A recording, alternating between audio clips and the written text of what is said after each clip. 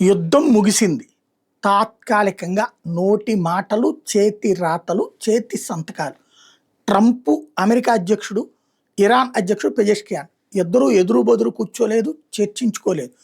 పాకిస్తాన్ అమెరికాకి సప్లై చేసిన కాగితం, అమెరికా పాకిస్తాన్కి సప్లై చేసిన కాగితం, పాకిస్తాన్ అదే కాగితాన్ని ఇరాన్కి పంపించడం, ఇరాన్ మళ్ళీ తన షరతులు పెట్టడం, ఇలాగ జరిగినటువంటి దీంట్లో ఇరాన్లో కూర్చుని పెజెష్కియాన్ సంతకం పెట్టాడు. అలాగే ఫ్రాన్స్లో కూర్చుని అమెరికా అధ్యక్షుడు ట్రంప్ సంతకం పెట్టాడు. ఇంత చేస్తే అసలు యుద్ధానికి కారణమైనటువంటి యురేనియం అంశం పక్కకు పెట్టేశారు. రాబోయే 60 రోజుల్లో చూస్తామన్నారు. అంటే యురేనియంని అణుబాంబులు తయారు చేయబోమని హామీ ఇస్తున్నటువంటి ఇరాను యురేనియాన్ని అమెరికాకి అప్పచెప్తానని కానీ, అమెరికా అది అప్పచెప్పాలని కానీ ఇందులో లేదు. దెన్ యుద్ధపు ప్రారంభం, యుద్ధపు ముగింపు అసందిగ్ధంగా, అసంపూర్ణంగానే ఉంది.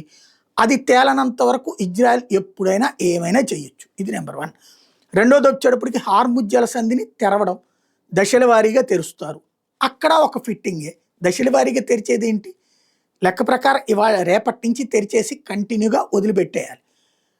సంతకం అయిపోగానే జరిగిపోవాలి. హార్ముజ్ జలసంధి దగ్గర డబ్బులు కలెక్ట్ చేస్తానంటోంది ఇరాను. దానికి దాని పేరు ఏమంటారు, యూజర్ ఛార్జీలు వసూలు చేస్తానంటుంది. అంటే పన్నులు వసూలు చేయటం. అప్పుడు ప్రపంచం మొత్తాన్ని తీసుకెళ్ళి ఇరాన్ కాళ్ళ కిందకి పెట్టినట్టు ట్రంప్. బట్ దానికి ఒక క్లారిటీ లేదు. ఏందయ్యా ఒప్పందం ముసాయిదా అంటే, లెబనాను, ఇరాను, హార్ముజ్ జలసంధి, సముద్ర జలాలు సహా పశ్చిమాసియాలో అన్ని చోట్ల అమెరికా తన సైనిక విమానక దాడులు నిలిపేసింది. అమెరికా, ఇరాన్ పరస్పరం ఆ దేశాల సార్వభౌమత్వాన్ని గౌరవించుకుంటాయి. ఉమ్మడి ఏకాభిప్రాయంతో 60 రోజుల్లో చర్చలు ఫలవంతంగా చేస్తాయి. అవగాహన ఒప్పందంపై సంతకాలు చేశాక 30 రోజుల్లోపు హార్ముజ్ దిగ్బంధనాన్ని అమెరికా పూర్తిగా ఎత్తేస్తుంది. సంతకాలు పూర్తయ్యాక 60 రోజుల పాటు సుంకాలు లేకుండా హార్ముజ్ గుండా నౌకలు రాకపోకలకి ఇరాన్ సంపూర్ణ సహకారాలు అందిస్తుంది. ఆ తర్వాత ఏంటన్నది లేదు ఇక్కడ.